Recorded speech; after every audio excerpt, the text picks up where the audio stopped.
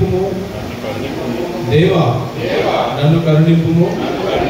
నేను నీ శరణుజొచ్చుచున్నాను. ఈ ఆపదలు తొలగిపో వరకు నీ రెక్కల నీడను శరణుజొచ్చుచున్నాను. మహోన్నతుడైన దేవునికి, నా కార్యము సఫలం చేయు దేవునికి నేను మొరపెట్టుచున్నాను. ఆయన ఆకాశం నుండి ఆజ్ఞయించి నన్ను రక్షించును. నన్ను మృంగగోరు వారు దూషణలు పలుకున్నప్పుడు దేవుడు తన కృపా సత్యములను పంపును. నా ప్రాణము సింహముల మధ్యనున్నది, కోపోద్రేకుల మధ్యను నేను పండుకొనుచున్నాను. వారి దంతములు శూలములు, అవి అంబులు. వారి నాలుక వాడిగల కత్తి. దేవా ఆకాశం కంటే అత్యున్నతుడుగా నిన్ను కనపరుచుకొనుము. నీ ప్రభావము సర్వభూమి మీద కనబడనిమ్ము. నా అడుగులను చిక్కించుకున్నట్టుకై వారు వలయుడిరి. నా ప్రాణము కృంగి ఉన్నది. నా ఎదుట గుంట త్రవ్వి దానిలో తామే పడిరి. నా హృదయము నిబ్బరముగా ఉన్నది. దేవా నా హృదయము నిబ్బరముగా ఉన్నది. నేను పాడుచు స్తుతి గానము చేసేదను. నా ప్రాణమా మేలుకొనుము. స్వరమండలమా సితారా మేలుకొనుడి. నేను వేకువనే లేచెదను. నీ కృప ఆకాశం కంటే ఎత్తైనది. నీ సత్యము మేఘమండముల వరకు వ్యాపించి ఉన్నది. ప్రభువా జనములలో నీకు కృతజ్ఞతాస్తుతులు నేను చెల్లించెదను. ప్రజలలో నేను కీర్తించెదను. దేవా ఆకాశము కంటే అత్యున్నతుడుగా నేను కనపరుచుకొనుము. నీ ప్రభావము సర్వభూమి మీద కనబడనిమ్ము. చదవబడిన వాక్యం దేవుడు దీవించి ఆశీర్వదించుగాక. ఆమేన్. నా తండ్రి నీవే, నా తండ్రి నీవే, నా దేవుడవు నీవే, నా తండ్రి నీవే, నీవే. యేసయ్యా,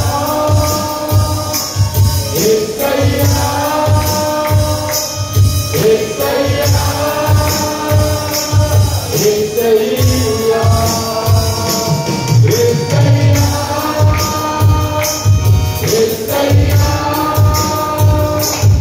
Yes,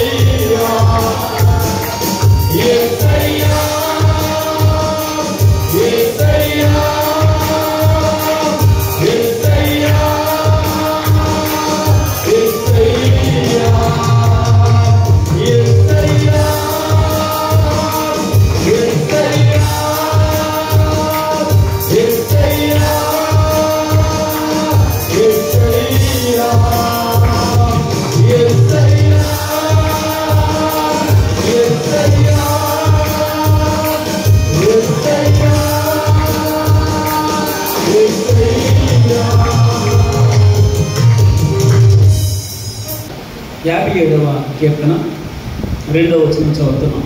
మహోన్నతుడైన దేవునికి ఎవరికమ్మా? మహోన్నతుడు అంటే ఉన్నతం అంటేనే ఎక్కువ, అందులో మళ్ళా మహా ఉన్నతుడు, మహోన్నతుడు. మహోన్నతుడైన దేవునికి నా కార్యము సఫలము చేయ దేవునికి నేను మొరపెట్టొచ్చాను. ఈ మాటను బట్టి మీరు ఆరాధన చేయాలని ఇష్టపడుతున్నాను.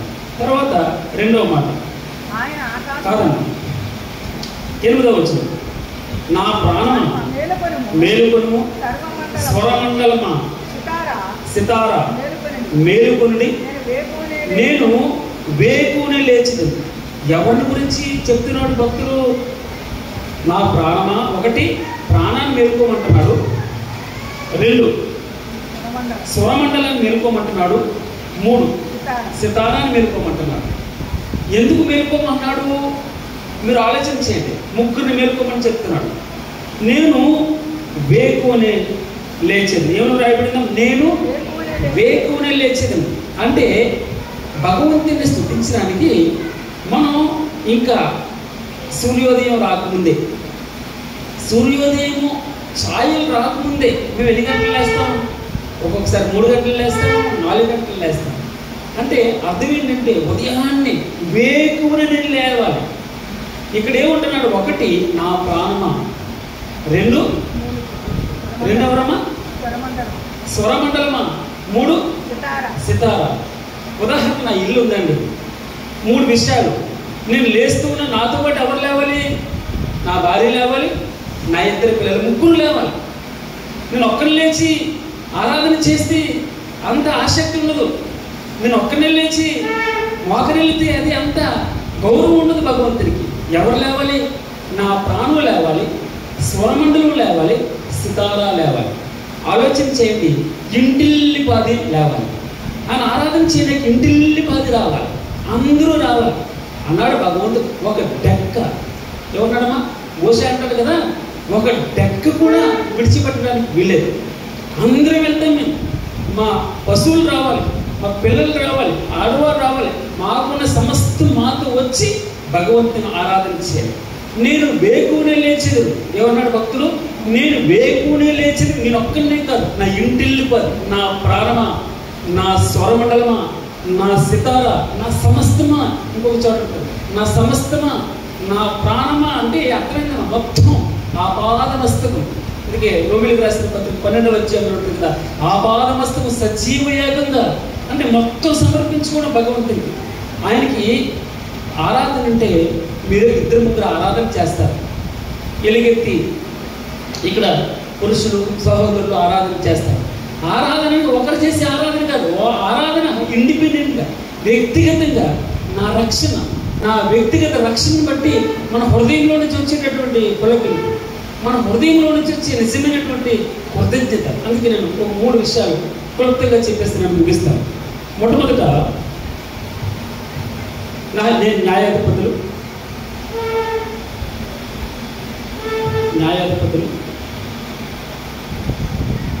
17వ అధ్యాయం, న్యాయాధిపతులు 17వ అధ్యాయం 28వ వచనం.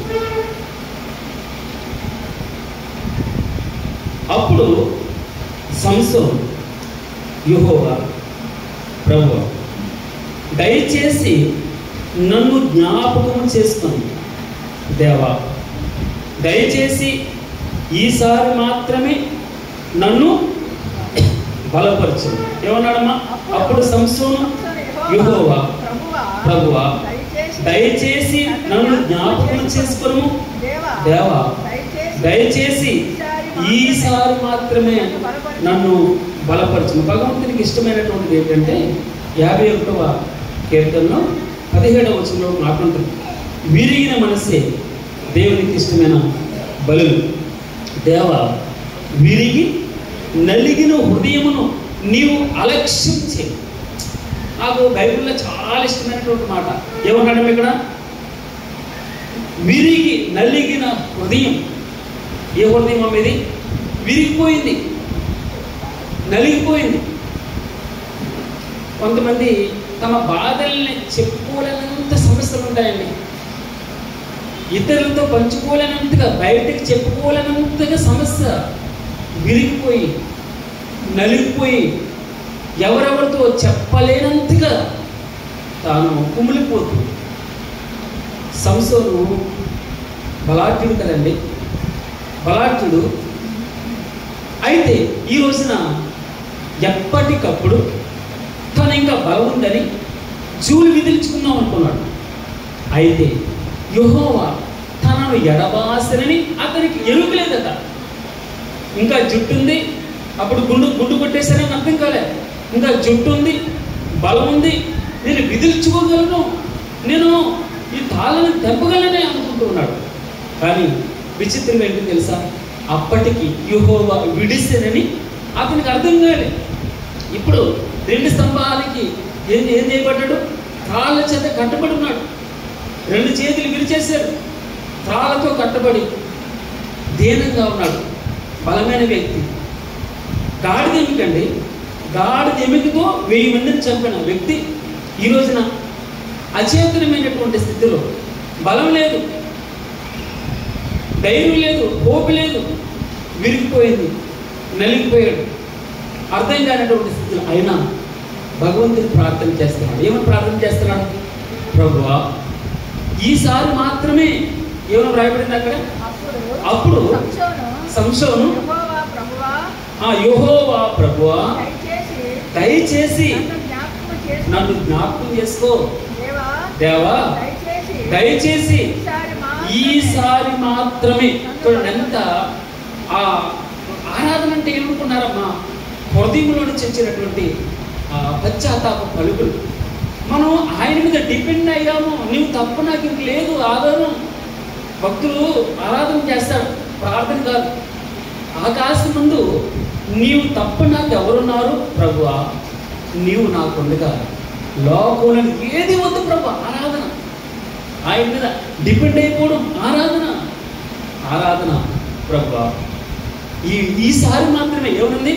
ఈసారి మాత్రమే నన్ను బలపరచు. విరిగి నలిగిపోయినటువంటి హృదయాన్ని ఆయన అలక్ష్యము చేయ. ఏమని రాయబడింది ఇక్కడ? విరిగిన మనస్సే దేవునికి ఇష్టమైన బలి. దేవా విరిగి నలిగిన హృదయమును నీవు అలక్ష్యం చేయు ప్రభువా. నా చింత నువ్వు, అందుకే భగవంతుడు అంటాడు, నేను మిమ్మల్ని గురించి చింతించుచున్నాను. హోప్ లేదు, అవకాశం లేదు ప్రభువా, మునిగిపోతున్నాను అంటే అల్ప విశ్వాసి. ఏమన్నాడు ప్రభు? అల్ప విశ్వాసి ఎందుకు సందేహపడుతుంది? అల్ప విశ్వాసి ఎందుకు సందేహపడుతుంది? ఎందుకు తెలుసా? ఎందుకు నీ అంతా నీవు కుమిలిపోతున్నావు? ఎందుకు విరిగి నలిగి, ఎందుకు నీ అంతటి నీవే బాధపడుతున్నావు, చింతపడుతున్నావు? నీ చింతంతా నా మీదకే. నేను మిమ్మల్ని గురించి చింతించుచున్నాను అని వ్రాయబడుతూ, అనగా నేను మిమ్మల్ని లక్ష్యం చేయించున్నానని వ్రాయబడింది. ఎంత అద్భుతమైనటువంటి మాట. ఇతరుల నుంచి మనకి ఎంకరేజ్మెంట్ అక్కర్లేదండి. ఇతరులు మనం పొగడక్కర్లేదు, ఇతరులు మనకి గొప్పడని చెప్పేసి మనల్ని మొలక చెట్టు ఎక్కించక్కర్లేదు. కానీ భగవంతుడు మన లక్ష్యం చేస్తున్నాడు. అదే గొప్ప వరం మనకి. ఆయన పట్టించుకుంటున్నాడు, ఆయన చింతిస్తున్నాడని వ్రాయబడిన. దేవుని నామములకు మహిమ కలుగును గాక. సంశోధన అంటున్నారు కదా ప్రభువా. లోకాసు వార్త 15వ అధ్యాయంలో కొద్దాం. లోకాసు వార్త 15వ అధ్యాయం మీరు అనేక సార్లు చదివేటటువంటి మాట ఏది? 18వ అధ్యాయము 18వ వచనం. 15వ అధ్యాయము 18వ వచనం. నేను లేచి ఏమన్నమ్మా?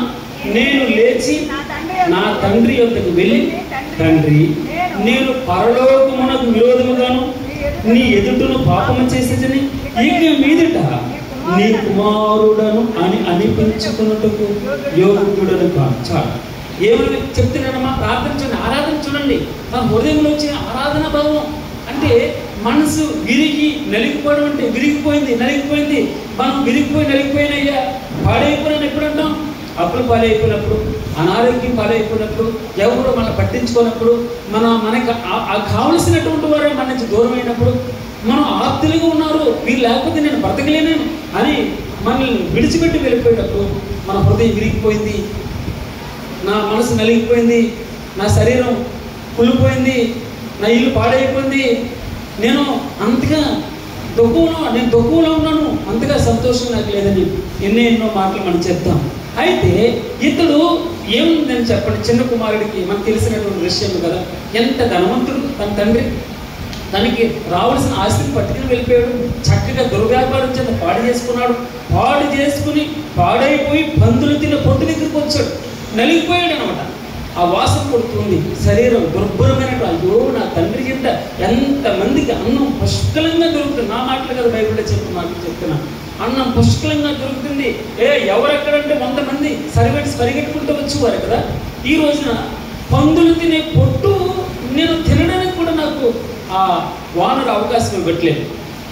ఈ రోజున తాను పలికేటటువంటి మాట, తండ్రి ఏమని చెప్దాం అనుకున్నా, తను లేచి నేను నా తండ్రి వద్దకు వెళ్ళి, తండ్రి, నేను పరలోకమునకు విరోధముగాను నీ ఎదుటను పాపము చేసి తిని ఇక మీదట నీ కుమారుడను అని అనిపించుకున్నటకు యోగ్యుడను కాను, నన్ను నీ కూలి వారిలో ఒకటిగా పెట్టుకునమని అతను తెచ్చే 19వ అధ్యాయం, యోహాను వార్త 19వ అధ్యాయం 8వ వచనం.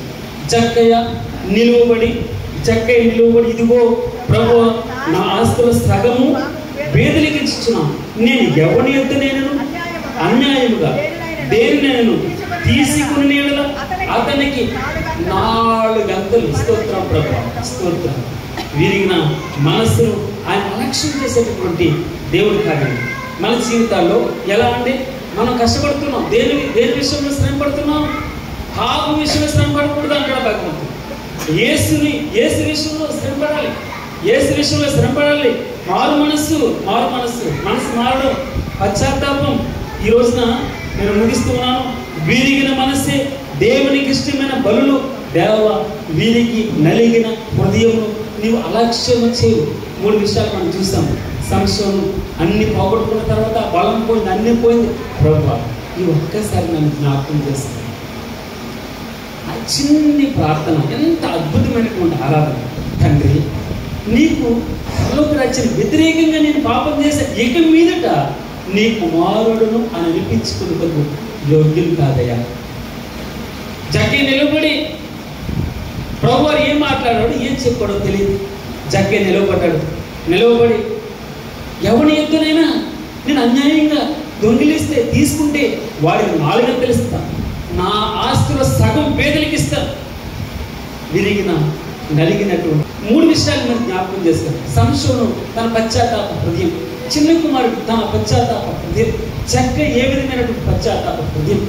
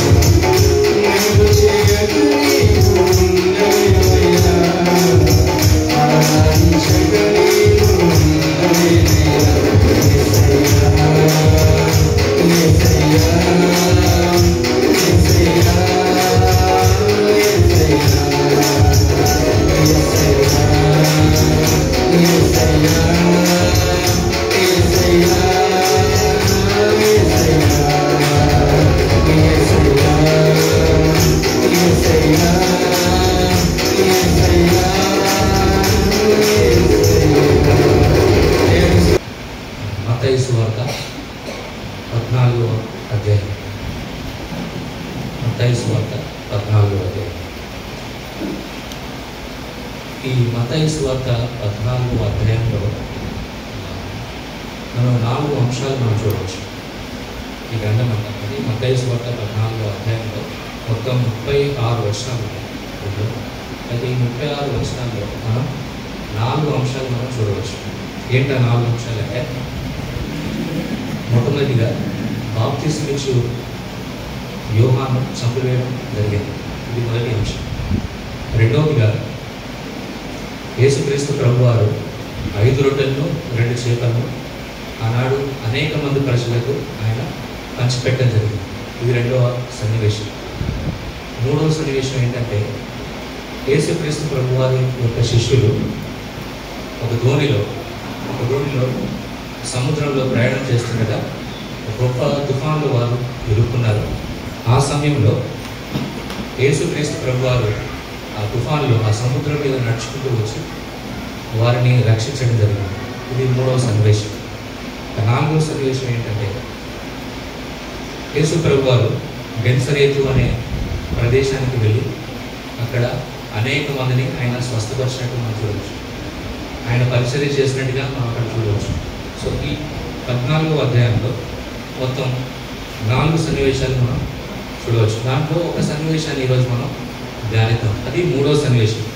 ఇందాక మనం చెప్పుకున్నట్టుగా శిష్యులు ధోని ఎక్కి సముద్రంలో ప్రయాణం చేస్తున్నప్పుడు గొప్ప తుఫాను వారికి ఎదురైంది.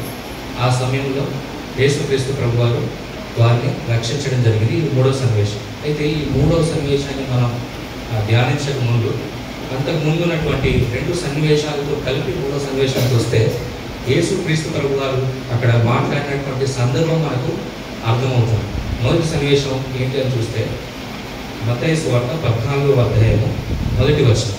ఆయన వచ్చి ఆ సమయమందు చతుర్థాధిపతి అయిన హేరోదు యేసును గూర్చి సమాచారం వినిపించాలి. ఇక్కడ మనం ఒక పేరును చూస్తున్నాం. హేరోదు అనేటువంటి పేరును మనం ఇక్కడ చూస్తున్నాం.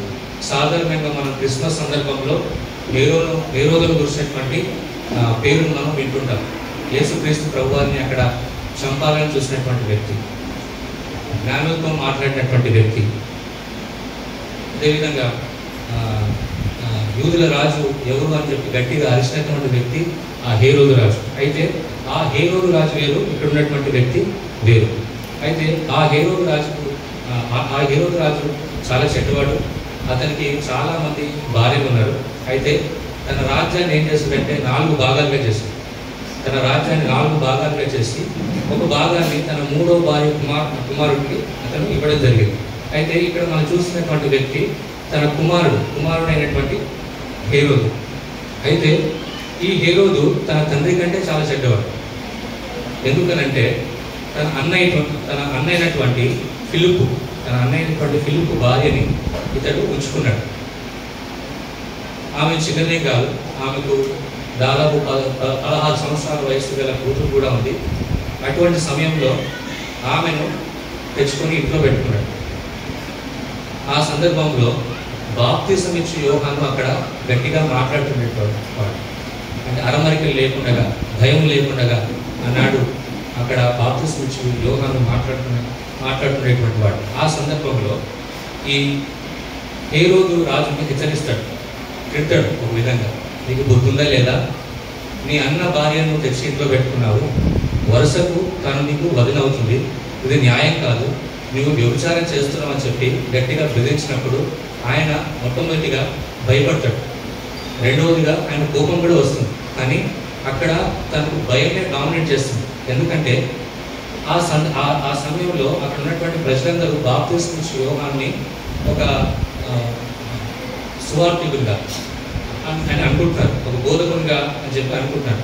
ఆ సందర్భంలో నేను ఏదైనా చేస్తే ఆయన ఈ ప్రజలందరూ నన్ను ఏమనుకుంటారని చెప్పి ఆయన సైలెంట్గా ఉన్నాడు. కానీ ఈ ఉంచుకున్న ఉంది కదా, ఆమె ఊరుకోలేదు. నువ్వేం చేస్తావో నాకు తెలియదు, కానీ ఆయన ఏదో ఒకటి చేసి అంటే ఆయన తీసుకెళ్ళి అక్కడ చెరసాల్లో వేయడం జరిగింది. ఆ తరువాత ఈ హేరోది యొక్క జన్మదినాన ఈ హేరోదియా యొక్క కుమార్తె ఆయన ముందు నాట్యమాడినప్పుడు ఆయన మధ్యలో నేనేమన్నా నీకు ఇచ్చేస్తాను, నా రాజ్యంలో సగభాగమైనా సరే నీకు ఇచ్చేస్తాను అని ఆయన ప్రమాణం చేసినప్పుడు ఆ వార్త తన తల్లికి తెలియజేసినప్పుడు నీకెవరు పిచ్చాయి కదా, కానీ మనకు కావాల్సింది రాజ్యంలో సగభాగం కాదు, రాజ్యమే మనది కదా. మనకు అడ్డు ఒకడే, ఎవరు అంటే బాప్తిసం ఇచ్చి యోహాను.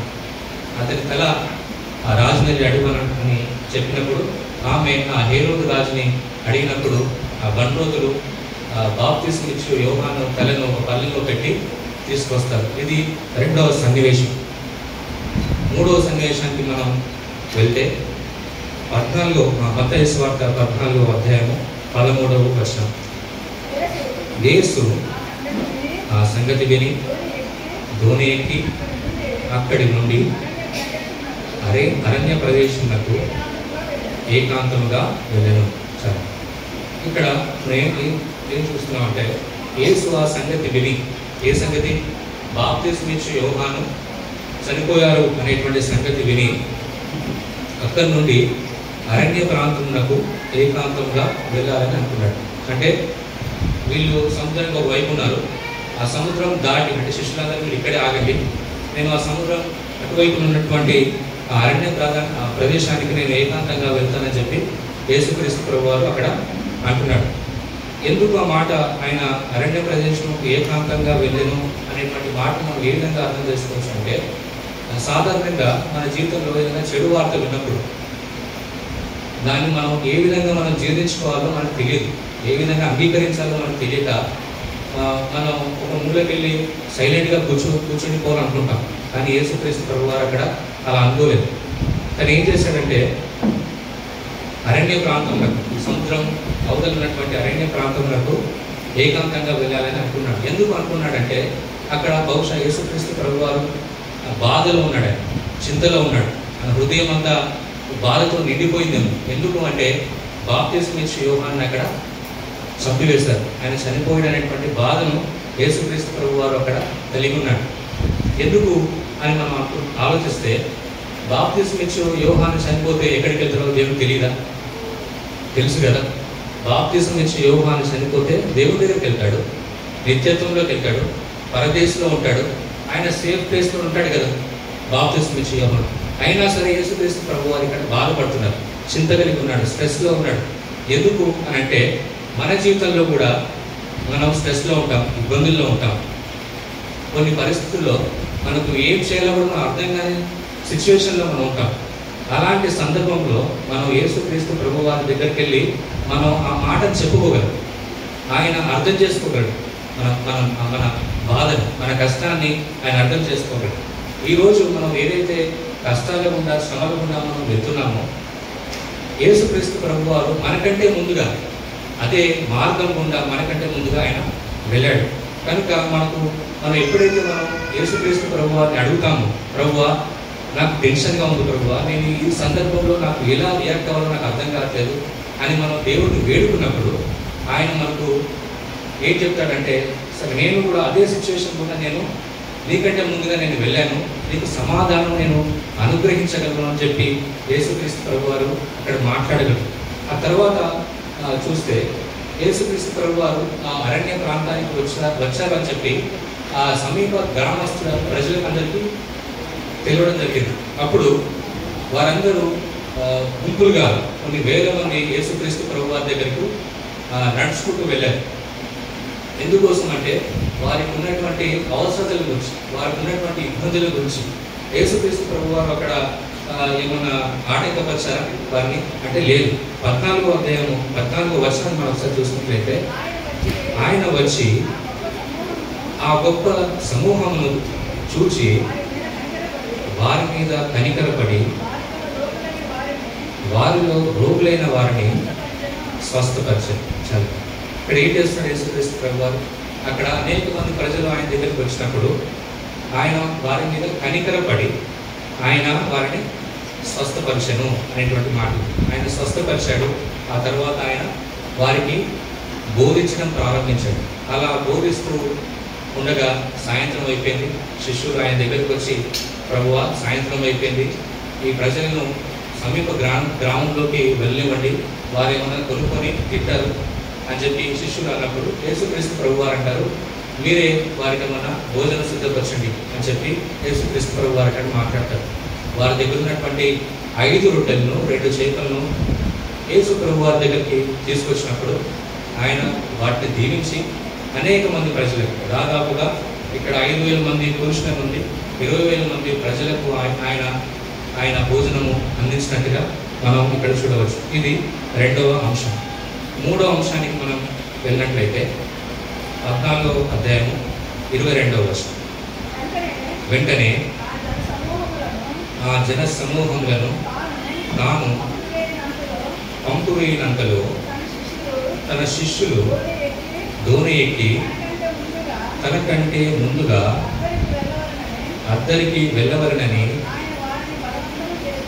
ఆయన వారిని బలవంతం చేస్తారు.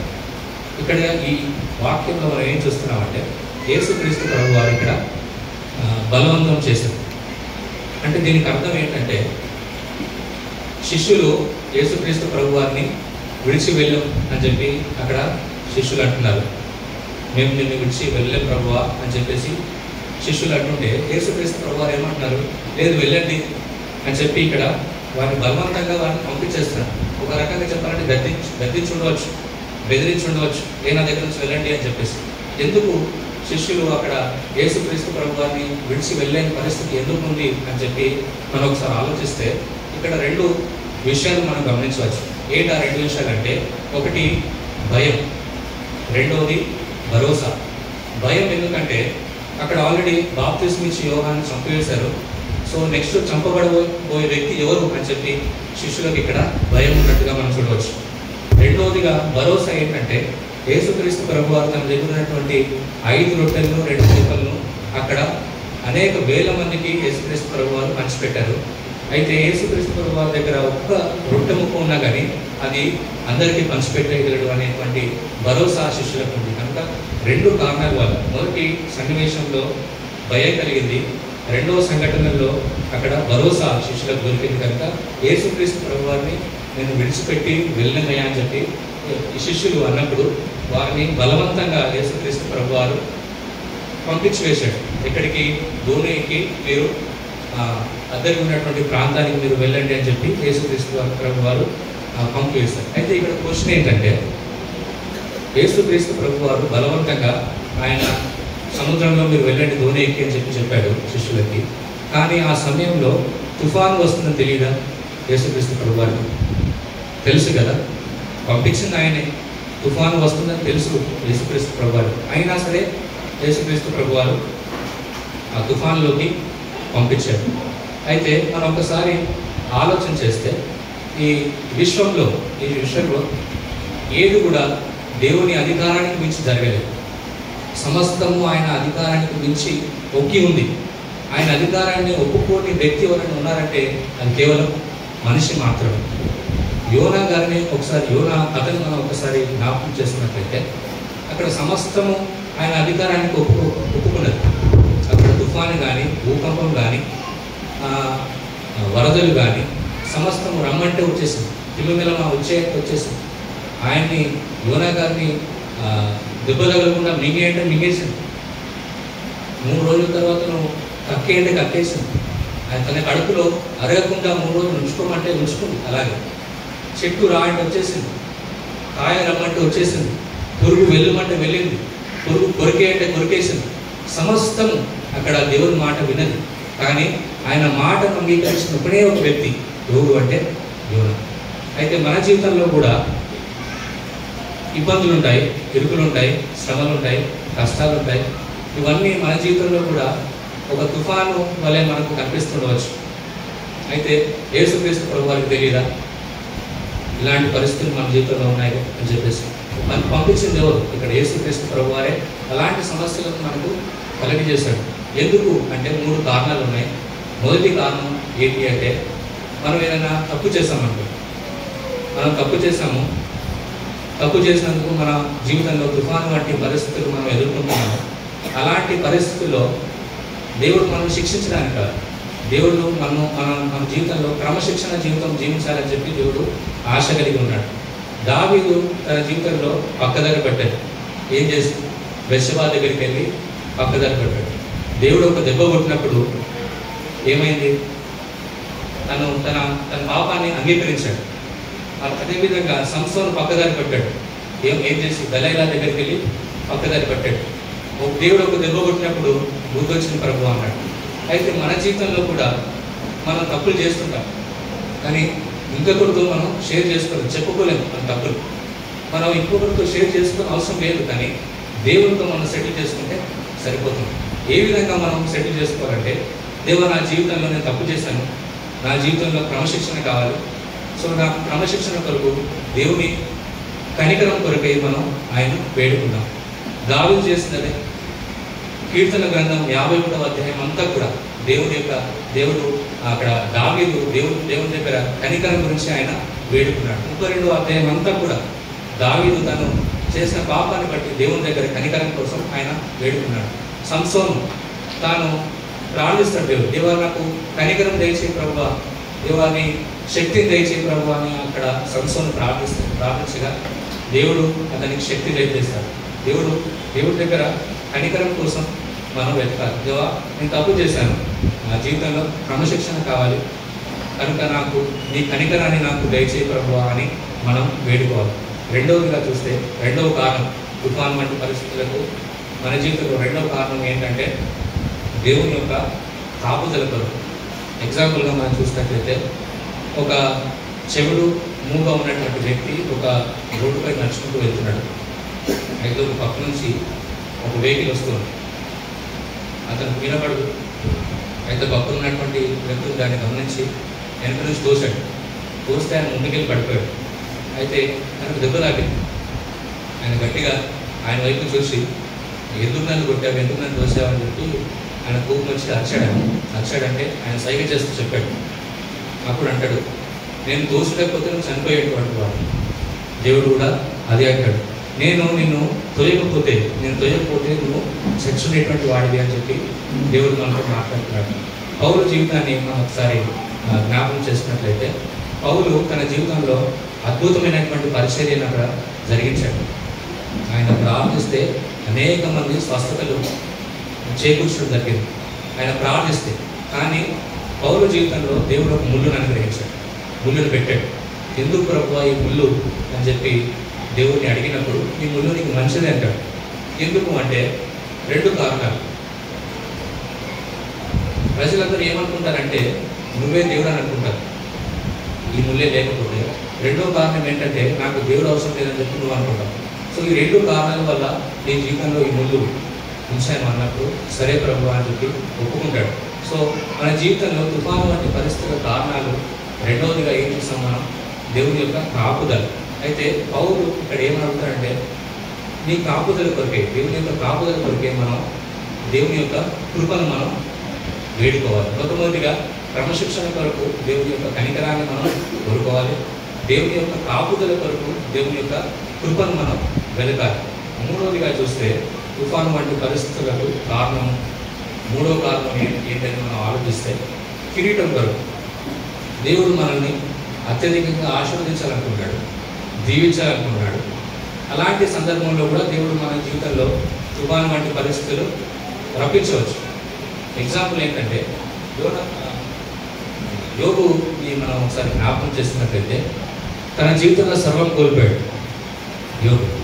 తన బంధువర్గాన్ని అంతని, తన ఆస్తిని, సమస్తాన్ని అక్కడ కోల్పోవడం జరిగింది. కానీ చివరకు యోబును ఏ విధంగా దేవుడు ఆశీర్వదించాడు, తాను కోల్పోయిన దానికంటే రెండింతలుగా దేవుడు ఆశీర్వదించాడు. ఒక ₹1 కోటి పొందినటువంటి 2 కోట్లు దేవుడు యోబుకు అన్నాడు, అనుగ్రహించాడు. అదేవిధంగా అబ్రహాం మనం జ్ఞాపకం చేసినట్లయితే అక్కడ దేవుడు అడుగుతాడు, ఏమని తన కుమారుని బలిగా అర్పించమని చెప్పి దేవుడు అడిగినప్పుడు ఆయన వెనుదీయలేదు కదా, తన కుమారుణ్ణి వెనుదీయలేదు అక్కడ అబ్రహాం. అందుకు యేసుక్రీస్తు ప్రభు దేవుడు ఇక్కడ అబ్రహాంకి ఏం కిరీటం అందజేశాడు. ఈ ప్రపంచం ఇంకొక 5,000 సంవత్సరాలు 10,000 సంవత్సరాలు ఉన్నా కానీ ఎవరికి ఇవ్వలేనటువంటి గొప్ప కిరీటాన్ని అబ్రహాంకు దయచేశాడు. ఏమని, విశ్వాసులకు తండ్రి అనేటువంటి కిరీటాన్ని అన్నాడు అబ్రహామునకు దయచేశాడు. సో 3 విషయాలు మనం చూసాం. తప్పు చేశాము, మన జీవితంలో క్రమశిక్షణ కొరకు దేవుని యొక్క కనికరాన్ని మనం కోరుకోవాలి. రెండవదిగా దేవుని కాపుదల కొరకు మనం దేవుని యొక్క కృపను మనం వేడుకోవాలి.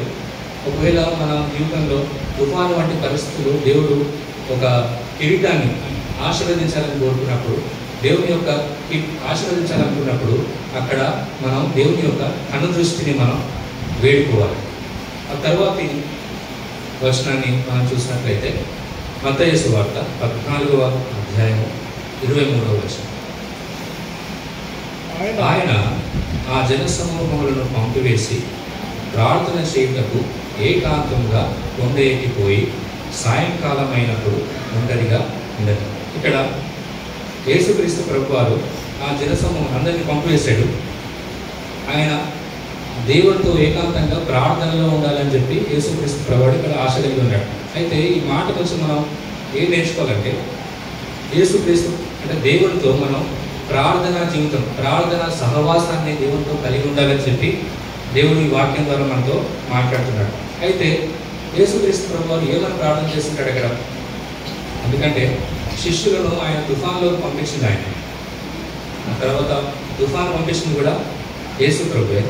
అయితే ఆ తుఫాను పరిస్థితుల్లో నా శిష్యుల యొక్క విశ్వాసాన్ని బలపరచు ప్రభువా అని చెప్పి అక్కడ యేసుక్రీస్తు ప్రభువారు ప్రార్థించి ఉంటారు. అదేవిధంగా ఈయన కోసం కూడా యేసుక్రీస్తు ప్రభువారు ప్రార్థించేటువంటి వ్యక్తిగా ఉన్నాడు. ఎప్పుడు ఆయనతో సంబంధం కలిగినప్పుడు నా గొర్రెలు నేను రక్తం ఇచ్చినటువంటి కొన్నటువంటి జనాంగంగా ఎవరినైతే అనుకుంటాడో వారి గురించి యేసుక్రీస్తు ప్రభువారు తన యొక్క కుడి పార్శ్వమున కూర్చొని ఆయన ప్రార్థించేటువంటి వాడిగా ఉన్నాడు. ఆ తర్వాత వచనాన్ని మనం చూసినట్లయితే 24వ అధ్యాయం 24వ వచనం. అప్పటి కాదోనే దరికి దూరంగా గాలి ఎదురైనందున అలల వలన కొట్టబడుచున్నాను. రాత్రి 4వ జామున ఆయన సముద్రం మీద నడుచుచు వారి యొద్దకు వచ్చాను. ఆయన సముద్రం మీద నడుచుట శిష్యులు చూచి తొందరపడి భూతమని చెప్పుకొని భయం చేత కేకలు వేసిరి. వెంటనే యేసు ధైర్యం తెచ్చుకోండి, నేనే, భయపడకుడని వారితో చెప్పగా శిష్యులు ధోని ఎక్కి కాస్త దూరం వెళ్ళిపోయారు. అప్పుడు ఎలాంటి పరిస్థితి అంటే వాళ్ళు వెనుకకు రాలేదు, ముందుకు వెళ్ళారు. ఆ మధ్యలో వాళ్ళు ఇరుక్కున్నారు. అయితే ఎంత సమయం వారు ఆ తుఫాన్లో కొట్టుమిట్టాడుతున్నారని చెప్పి మనం చూస్తే 25వ వచనంలో మనం చూడవచ్చు. రాత్రి 4వ జామున ఆయన సముద్రం మీద నడుచు వారి యొద్దకు వచ్చారు. జాము అంటే ఏంటి? సాయంత్రం 6 గంటల నుంచి పొద్దున 6 గంటల వరకు రాత్రి, పొద్దున 6 గంటల నుంచి సాయంత్రం 6 గంటల వరకు పగలు. రాత్రి పగలను 4 భాగాలు చేస్తే అది జాము. అంటే 6 గంటల నుంచి 9 గంటల వరకు ఒక జాము, 9 గంటల నుంచి 12 గంటల వరకు రెండవ జాము, 12 గంటల నుంచి 3 గంటల వరకు మూడో జాము, 3 గంటల నుంచి 6 గంటల వరకు 4వ జాము. యేసుక్రీస్తు ప్రభువారు ఎప్పుడు వచ్చారు? అక్కడ 4వ జామున యేసుక్రీస్తు ప్రభువారు శిష్యుల వద్దకు వచ్చారు. వాళ్ళు ఎప్పుడు వెళ్ళారు? మొదటి జామున వెళ్ళారు. అంటే 6 గంటలకు వెళ్ళారు. 6 గంటల నుంచి దాదాపు 3 గంటల వరకు, అంటే దాదాపు 9 గంటల పాటు వారు ఆ తుఫాన్లో కొట్టుమిట్టాడుతున్నారు. యేసుక్రీస్తు ప్రభువారు ఈ 9 గంటల సమయం ఆయన ప్రార్థిస్తూ ఉన్నాడు. అయితే వారి దగ్గరికి యేసుక్రీస్తు ప్రభువారు సమయానికి వచ్చాడు కదా. సమయానికి యేసుక్రీస్తు ప్రభువారు రావడం జరిగింది. అబ్రహాము జీవితంలో కూడా యేసుక్రీస్తు ప్రభువారు సమయానికి వచ్చాడు. ఎప్పుడైతే తన కుమారుని బలిగా అర్పించాలని చెప్పి కత్తి ఎత్తాడో ఆ సమయానికి దేవుడు రావడం జరిగింది. ఇక్కడ కూడా శిష్యులు తమ పని అయిపోయింది, మా వల్ల కాదు అనేటువంటి సిచ్యువేషన్లో యేసుక్రీస్తు ప్రభువారు ఇక్కడ వచ్చారు. మన జీవితంలో కూడా ఎప్పుడు వస్తారో రావడం డౌట్ మనకి. అంటే మనకు కరెక్ట్ సమయానికి యేసుక్రీస్తు ప్రభువారు వస్తాడు మన జీవితంలో. తర్వాతి వచనం మనం చూస్తే 28వ వచనం. పేతురు, ప్రభువా నీవే అయితే నీళ్ళ మీద నడిచి నీ యొద్దకు వచ్చటకు నాకు సెలవిమ్మని ఆయనతో అనెను. ఆయన రమ్మనగానే పేతురు ధోని ఎక్కి యేసునొద్దకు వెళ్ళటకు నీళ్ళ మీద నడిచాను. కానీ ఇక్కడ మనం ఏం చూస్తున్నామంటే పేతురు సాహసించాడు. శిష్యులందరూ 11 మంది శిష్యులు ఆయన వెనుకకు లాగేస్తుంటారు. తుఫాను కదా, నువ్వు బయటకు నడుచుకుంటూ వెళ్ళడం ఏంటి అని చెప్పి శిష్యులు వెనుకకు లాగవచ్చు అక్కడ. కానీ పేతురు విశ్వాసంతో ఒక అడుగు ముందుకేసాడు. ప్రభువు యేసుక్రీస్తు ప్రభువారు రమ్మని చెప్పగానే ఆయన ఆ సముద్రం మీద ఆయన నడిచినట్టుగా మనం అక్కడ చూడవచ్చు. అయితే ఈ 22వ వచనంలో మనం ఏం చూస్తాం? పంపించింది ఆయన. యేసుక్రీస్తు ప్రభువారు ఆయన మొదట పంపించాడు, రెండవదిగా ఆయన ప్రార్థించాడు. ఇక్కడ 23వ వచనంలో మనం చూసినట్లయితే ఆయన ప్రార్థించాడు. మూడవదిగా ఆయనే పరిగెత్తుకుంటూ శిష్యుల దగ్గరికి వచ్చాడు. నాలుగవదిగా ఆయన పేతురుని ప్రోత్సహించాడు. ఐదవదిగా మనం చూసినట్లయితే 30వ వచనం. గాలిని చూచి భయపడి మునిగుకు సాగి ప్రభువా నన్ను రక్షించుమని కేకలు వేసింది. వెంటనే యేసు చేయి చాపి అతన్ని పట్టుకొని అల్ప విశ్వాసి ఎందుకు సందేహపడుతుందని అతనితో చెప్పాడు. ఇక్కడ పేతురు గారు ఏం చేశారు? దోణి దిగాడు. దోణి దిగి కాస్త దూరం నడుచుకుంటూ వెళ్ళాడు. ఒకవేళ దూరం దిగి పడిపోయి ఉంటే ఆ దూరని పట్టుకునేటువంటి వాడు, లేదా ప్రభువా అని చెప్పి వచ్చేటువంటి వాడు. దూరం దిగి కాస్త దూరం నడిచాడు పేతురు. నడిచి అక్కడ మునిగిపోసాగాడు. అక్కడ ప్రభువా అని చెప్పి ఆయన కేక వేసినప్పుడు యేసుక్రీస్తు తన చెయ్యి చాపి అతన్ని పట్టుకొని లేవనెత్తాడు. 5 విషయాలు చూసాం మనం. మొదటిది ఏంటంటే ఆయనే పంపిస్తాడు, తుఫాన్లోకి ఆయన పంపిస్తాడు. రెండవదిగా ఆయన ప్రార్థిస్తాడు. మూడవదిగా ఆయన పరుగెత్తుకుంటూ వస్తాడు. నాలుగవదిగా ఆయన ప్రోత్సహిస్తాడు. ఐదవదిగా ఆయనే చేయి పట్టుకొని లేవనెత్తేవాడిగా ఉన్నాడు. చివరి వచనాన్ని మనం చూసినట్లయితే 33వ వచనం, దోణి ఎక్కినప్పుడు గాలి అణిగెను, అంతటా దోణిలో ఉన్నవారు వచ్చి నీవు నిజముగా దేవుని కుమారుడు అని చెప్పి ఆయనకు మొక్కేది. ఇక్కడ చివరిగా ఏం చేస్తారు? మొక్కారు దేవుని, నువ్వు శక్తిమంతుడు ప్రభు అని చెప్పి దేవునికి మొక్కారు, ఆరాధించాడు. సో దేవుడు ఏం మాట్లాడుతున్నాడంటే మన జీవితంలో తుఫాను రావడం మంచిదేనంటే మంచిది. ఎందుకంటే 11 మంది శిష్యులు ఆ తుఫాన్లో దేవుని శక్తిని చూశారు. ఒక వ్యక్తి మాత్రం ఆ తుఫాను మీద నడిచేటువంటి శక్తిని నాకు ఇవ్వగలడని చెప్పి పేతురు అక్కడ నమ్మాడు. అయితే మన జీవితంలో శ్రమలు రావచ్చు, ఇబ్బందులు రావచ్చు. ఎందుకు ప్రభువా ఈ పరీక్షలు నాకు అని చెప్పి మనం అనుకోవచ్చు. అయితే దేవుడు ఏమంటున్నాడంటే దేవుని మొక్కేటువంటి స్థితికి, దేవుని అంగీకరించేటువంటి స్థితికి నన్ను నడిపించాలని చెప్పి దేవుడు ఆశ కలిగి ఉన్నాడు. దావీదు అక్కడ దేవుని కనికరం కోసం ప్రార్థించాడు, తర్వాత ఆరాధించాడు. పౌలు కూడా దేవుని కృపకై వేడుకున్నాడు, తర్వాత దేవుని ఆరాధించాడు. అబ్రాహాం కూడా దేవుని కనుదృష్టిని కోరుకున్నాడు, ఆ తర్వాత దేవుని ఆరాధించాడు. సో మన జీవితంలో కూడా మనం ఎదుర్కొన్నటువంటి పరిస్థితులన్నింటిని బట్టి దేవుడు మనను నడిపించగల శక్తిమంతుడు కనుక చివరకు మన జీవితంలో మనం పలికేది, మన నోటి నుంచి వచ్చేది ఏంటి అంటే ఆరాధన. దేవుడి మాటలను దీవించి ఆశీర్వదించి మహిమ పొందుతారు. నేను చేయక నీవు ఉండలేవయ్యా, ఆరాధించక నేను ఉండలేవయ్యా. నేను చేయక నీవు ఉండలేవయ్యా, ఆరాధించక నేను ఉండలేవయ్యా. యేసయ్యా